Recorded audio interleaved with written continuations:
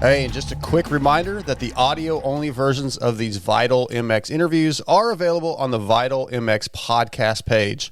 Search for it anywhere you get your pods and let your friends know about it. Okay, guys, this is Darkside again here for Vital MX.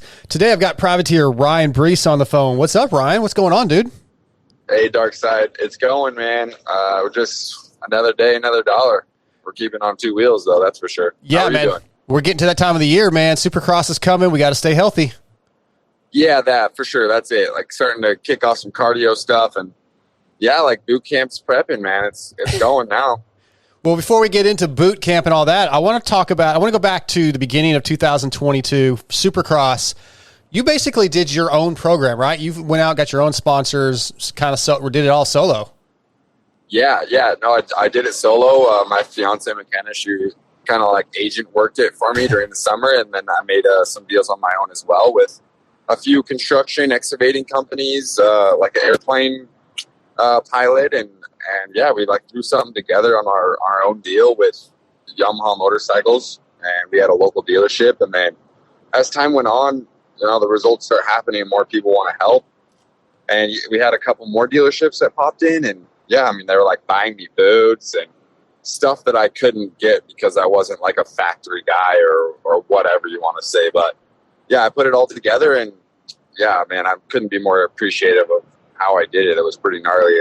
All the local companies came together and it was like, let's go for this. Yeah, that's fantastic, man. I love that. Well, first of all, you got 17th overall, a couple top 10s, I believe. Are you happy with your season considering you're doing it by yourself? It's not easy.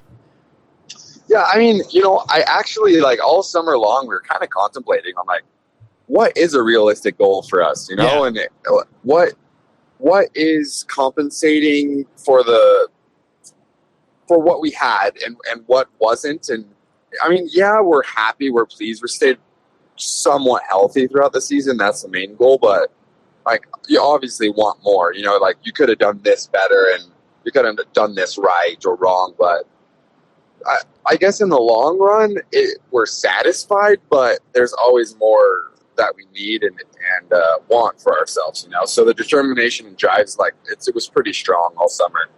Good to hear. You mentioned a second ago some of your sponsors helping you get boots, et cetera, that maybe are difficult for you to get because you're not quote unquote factory, but your name is well known. You get good results for a privateer. Do you find it difficult to get product, to get help within the industry?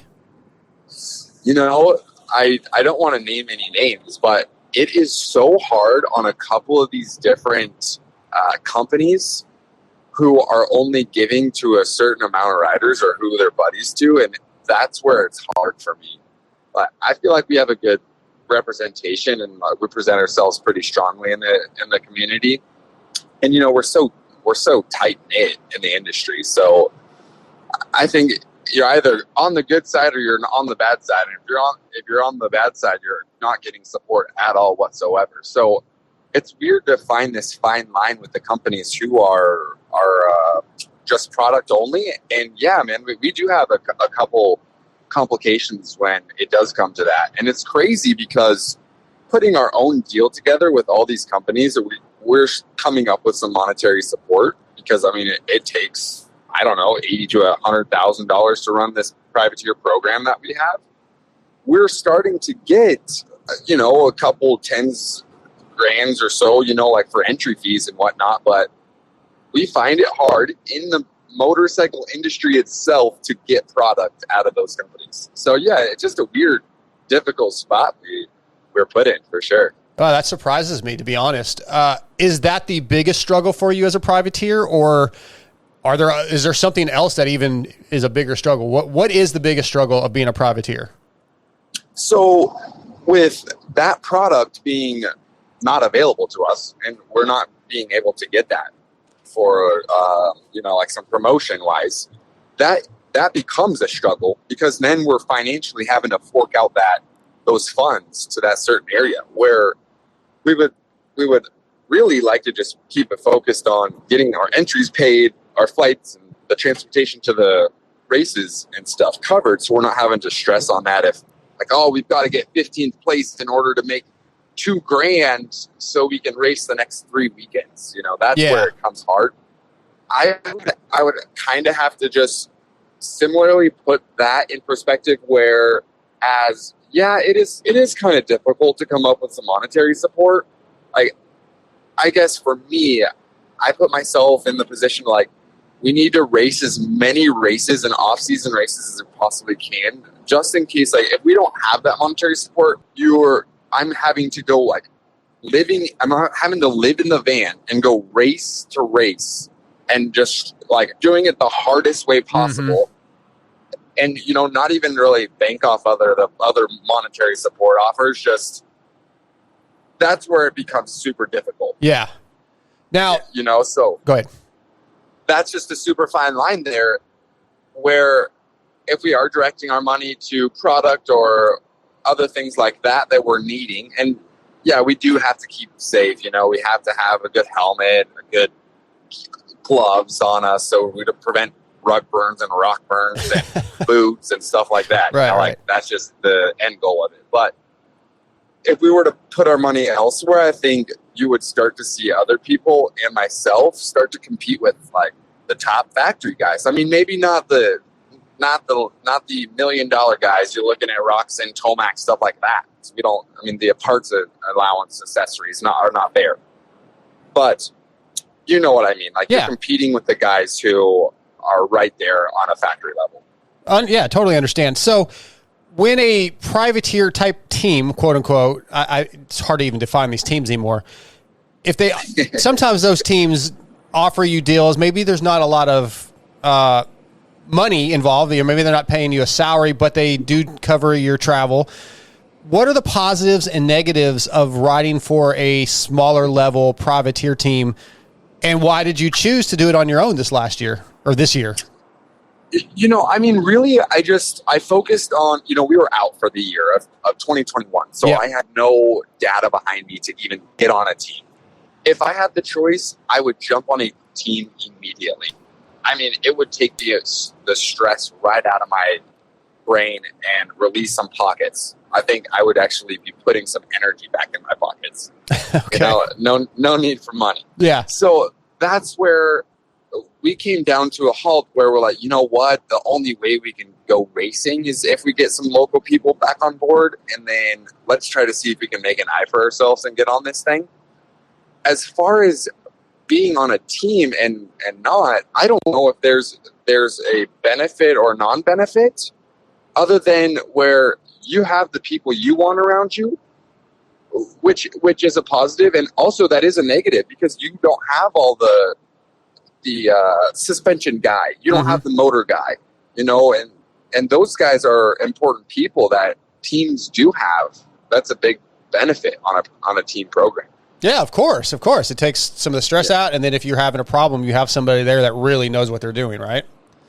Yeah, for sure. And you see, we struggle on practice time. So, that's a big thing. The track's always changing. It's rough then, and the track's not groomed up. It's, it's rutted and stuff like that. When you don't have a suspension tech, you're doing it all on your own. Good luck, man. Yeah. You got to have some raw James Stewart speed for that stuff. I got you. Hey, I want to kind of move up to recently. You went down to Brazil for Arena Cross. How do you get involved with that series? Man, I guess performing, right? Okay. I was just approached by one of the Brazilian teams over there. So, we're just trying to work on some deals that are trying to go outside of the States. And sadly, we make a little bit more of our money there. I don't know if you guys see the payout or not, or people who are watching this Vital, but the payout's not strong. So we're having to accumulate outside races and outside sponsors to see if they can bring something home for us, so we can be financially comfortable to go racing.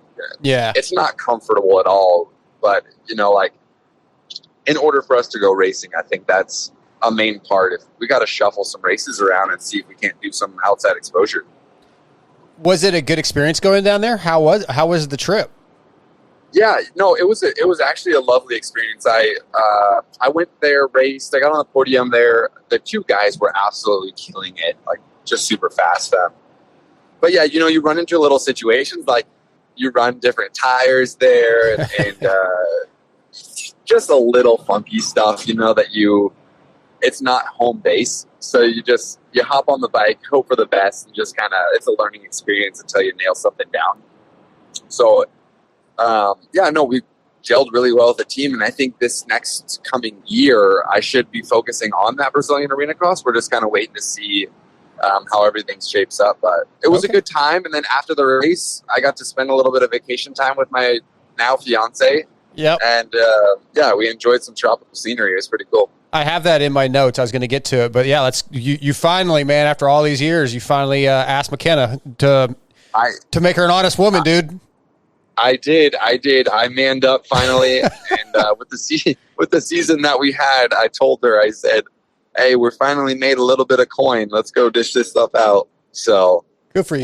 No, it was pretty cool, and I mean, how better of a life could you get? You're going to race dirt bikes, and you bring your soon-to-be with you, So yeah, well, that was a neat thing, and I figured if she's packing my bags, I better put a ring on this thing real quick. I like it. I was going to mention, you talked about, going racing, having your fiance with you, but like as a kid, could you have imagined like that you're going to get to race all over the world and earn a few bucks doing it? Like you're not spending your own money necessarily and going broke to go do these cool events. You're racing your dirt bike and making money in multiple countries. That's pretty cool.